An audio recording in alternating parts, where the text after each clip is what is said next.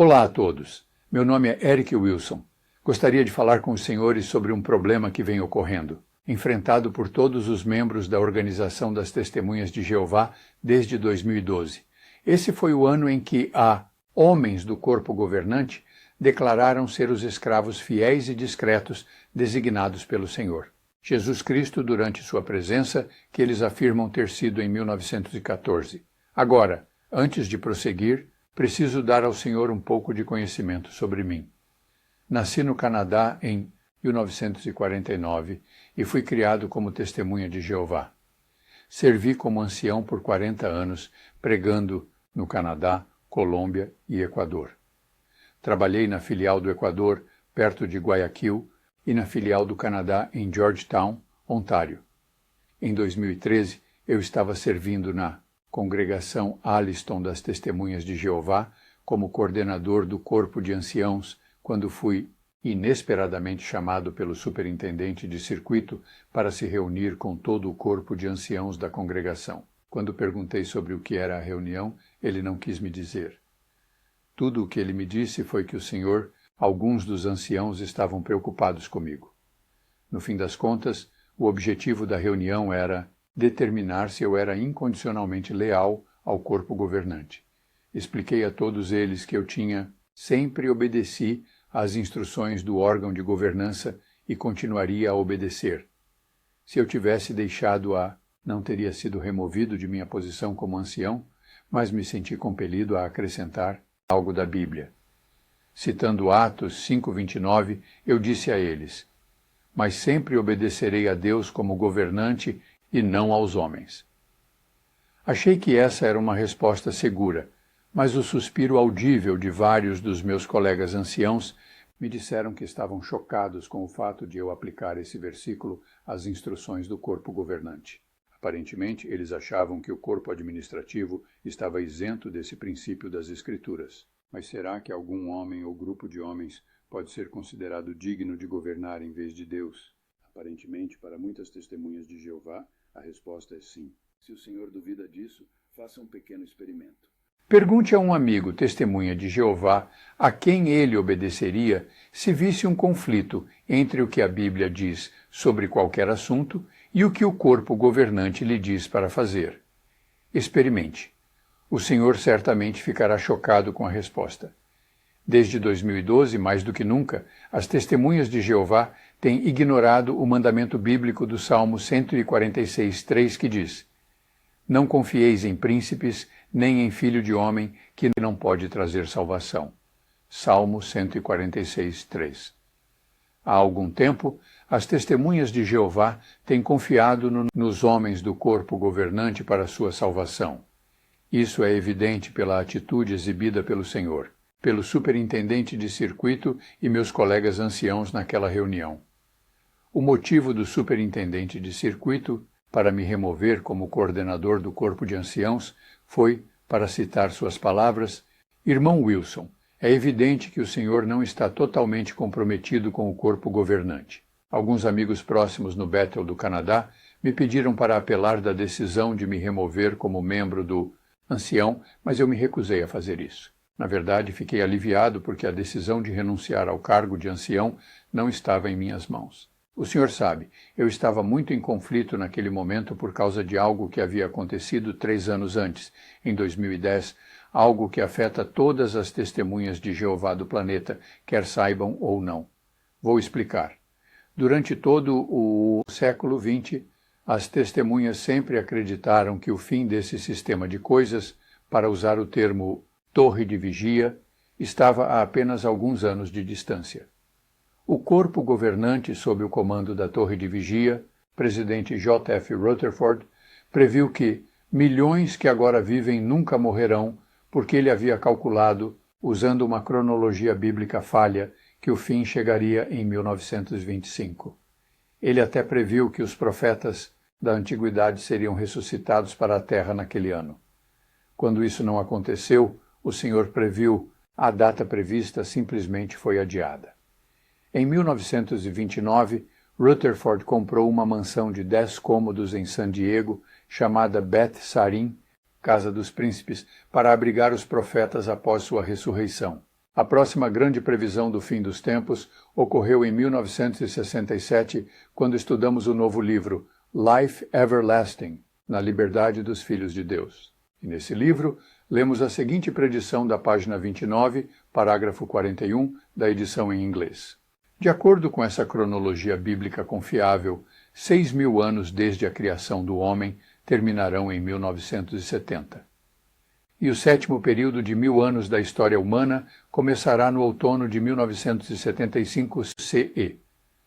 Depois, na página seguinte, parágrafo 43, o corpo diretivo nos deixou animados com 1975 ao escrever: isso seria muito oportuno para a humanidade. Também seria muito apropriado da parte de Deus. Lembre-se, a humanidade ainda tem pela frente o reinado milenar de Cristo.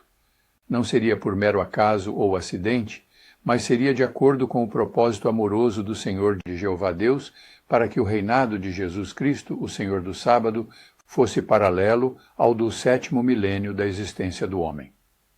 A partir de 1967, todas as convenções anuais tinham partes falando sobre 1975 e como o fim do estava. Também houve edições especiais da Awake, com foco nesse ano. Por isso fiquei triste ao ver como, nos últimos anos, os homens do corpo diretivo colocaram a culpa no Senhor, nos editores das Testemunhas de Jeová, por essa profecia fracassada e não aceitaram a responsabilidade eles mesmos. De fato, Jeffrey Winder, na reunião anual de 2023, anunciou oficialmente que o corpo governante não precisa se desculpar por quaisquer erros cometidos, o que é outra forma de se referir aos seus fracassos proféticos. Apesar de ter vivido a previsão fracassada do fim do mundo em 1975, nunca questionei naquela época, que as Testemunhas de Jeová eram a única religião verdadeira na Terra. A próxima prova de minha fé na organização veio como consequência da decisão do corpo governante de interpretação errônea de Mateus 24:34, que diz: em verdade vos digo que não passará esta geração sem que todas estas coisas aconteçam. Mateus 24:34. De acordo com a teologia das Testemunhas de Jeová, essa geração se refere às pessoas vivas em 1914 que testemunharam os eventos que marcaram o início da presença invisível de Cristo. Essas pessoas ainda teriam de estar vivas quando o fim chegasse. Muitas testemunhas de Jeová, inclusive eu, desistiram de ir mais alto, educação, de seguir carreiras significativas ou de criar uma família, porque acreditavam que o fim do mundo estava a apenas alguns anos de distância. Mas o século XX terminou. Essa geração morreu. E na sentinela de 1º de novembro de 1995, perguntas dos leitores, o corpo governante tentou abandonar discretamente sua interpretação anterior. Mas a explicação não ficou tão clara que eles tiveram que emitir 2 esclarecimentos, no dia 1º de maio e, novamente, na edição de 1º de junho de 1997 da Watchtower, novamente sob o título Perguntas dos Leitores. Eles assumiram alguma responsabilidade por afetar o curso da vida e as decisões de milhões de seus leitores? O Senhor é o juiz. Há uma tendência dos seres humanos imperfeitos de quererem ser específicos sobre a data quando o fim chegará. Com intenções sinceras semelhantes, os servos de Deus nos tempos modernos tentaram derivar do que Jesus disse sobre geração algum elemento claro de tempo calculado a partir de 1914. Portanto, as informações recentes da Sentinela sobre essa geração não mudaram nosso entendimento do que ocorreu em 1914, mas nos deu uma compreensão mais clara do uso que Jesus fez, nos ajudou a ver que seu uso não era base para calcular, contar a partir de 1914 o quanto estamos próximos do fim. W9761, página 28, perguntas dos leitores. Isso fez com que eu perdesse minha fé de que estava na verdade, como gostamos de dizer em inglês, referindo-se a ser uma testemunha de Jeová? Não. Continuei a servir como ancião, acreditando que, embora os homens que escreviam os artigos pudessem se empolgar, as crenças fundamentais que o Senhor tinha, da minha fé, eram sólidas como uma rocha, porque eu acreditava que elas eram baseadas nas Escrituras. Humanos fracassados, previsões humanas fracassadas sobre a proximidade ou a distância do fim, não constituíam a base da minha fé no Bíblia como a Palavra de Deus. Então, o que aconteceu em 2010 para me fazer mudar de ideia sobre se eu estava ou não na religião verdadeira? Esse foi o ano em que o corpo governante ressuscitou a geração "O Senhor está ensinando, mas da maneira mais estúpida possível". Em inglês, chamamos isso de overlapping generation, geração sobreposta, doutrina. Essa é a crença de que há dois grupos distintos de pessoas cujas vidas se sobrepõem. O primeiro grupo estava vivo durante a Primeira Guerra Mundial. O tempo de vida do segundo grupo se sobrepõe à vida do primeiro, e é o segundo grupo que testemunhará o Armagedon. Esse ensinamento foi modificado em 2016 para encurtar a duração da geração que se sobrepõe. Mas não vamos entrar nesse assunto agora. A questão é que essa não é apenas uma interpretação muito boba, mas também é totalmente antibíblica. Eu não poderia atribuir esse ensinamento a uma simples imperfeição humana. Obviamente foi uma tentativa intencional de enganar o povo de Deus. Eles estavam fabricando uma doutrina bíblica do nada. A ideia de que eles eram capazes de tal engano e manipulação intencionais me abalou profundamente. Se eles puderam fazer tal coisa, poderiam fazê-lo novamente. Ou pior, talvez estivessem fabricando interpretações não bíblicas desde antes de eu nascer. Como eu poderia saber? A resposta veio a mim, curiosamente, por meio de uma das publicações mais famosas da organização. O livro A Verdade que Conduz à Vida Eterna. Eu havia estudado essa publicação com dezenas de pessoas que encontrei no trabalho de pregação de porta em porta. Na verdade, entre minha esposa e eu, ajudamos mais de 40 pessoas a alcançar o batismo. Não consigo contar o número de vezes que o Senhor revisei os 5 pontos do capítulo 14 sobre como identificar a religião verdadeira com meus alunos da Bíblia. Ironicamente, nunca pensei em aplicar esses 5 pontos à minha própria religião, examinar minhas próprias crenças da mesma forma que estava incentivando meus alunos católicos da Bíblia a fazer. Isso estava prestes a mudar. Aqui estão os 5 pontos.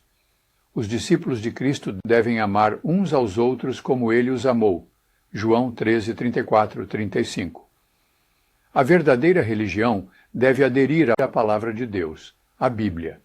Ela não se desviaria, não ensinaria falsidades. João 17, 17. A verdadeira religião santificaria o nome de Deus. Mateus 6, 9. Os verdadeiros adoradores proclamariam o bem do Senhor. Boas notícias do reino de Deus e não boas notícias falsificadas. Gálatas 1, 7, 9. A verdadeira religião manteria a neutralidade política. Ela seria separada do mundo. João 17, 16. Então, eu estabeleci a aplicar essas marcas de identificação em minha própria religião. E descobri que a organização das Testemunhas de Jeová não conseguiu cumprir nem mesmo uma delas. Agora, isso pode parecer muito presunçoso de se dizer. É justo. Tudo o que eu peço é que o Senhor me deixe provar o meu caso. Vou começar com a segunda das 5 marcas de identificação, a adesão à Palavra de Deus. Esse canal, Estúdios Bíblicos Bereanos, tem o nome dos bereanos que Paulo elogiou porque eles eram pensadores críticos.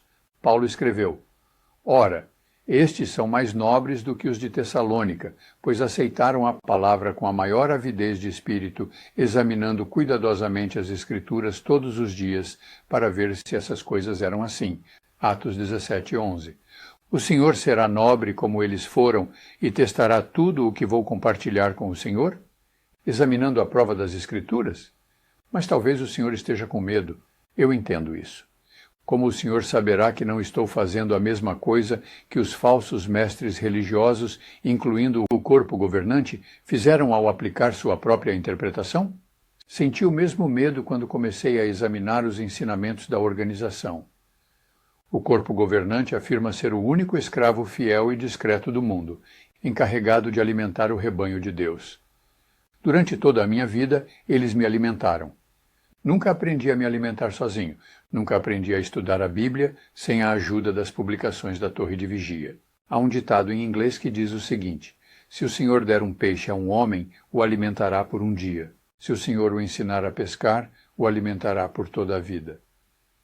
Se o Senhor permitir, vou ensinar o Senhor a pescar, metaforicamente falando. Vou ensinar o Senhor um método de estudo da Bíblia que todas as religiões dizem usar, mas que na verdade nenhuma delas usam. Esse será o tema do próximo vídeo. Colocarei um link para ele no final deste vídeo. Por favor, não deixe que o medo restrinja o Senhor. Lembre-se do que João nos diz. Deus é amor. O que é o amor? Não há medo no amor, mas o amor perfeito joga o medo para fora, porque o medo exerce uma restrição. De fato, aquele que está sob o medo não foi aperfeiçoado no amor. 1 João 4, 16 a 18, tradução do Novo Mundo. Obrigado por assistir.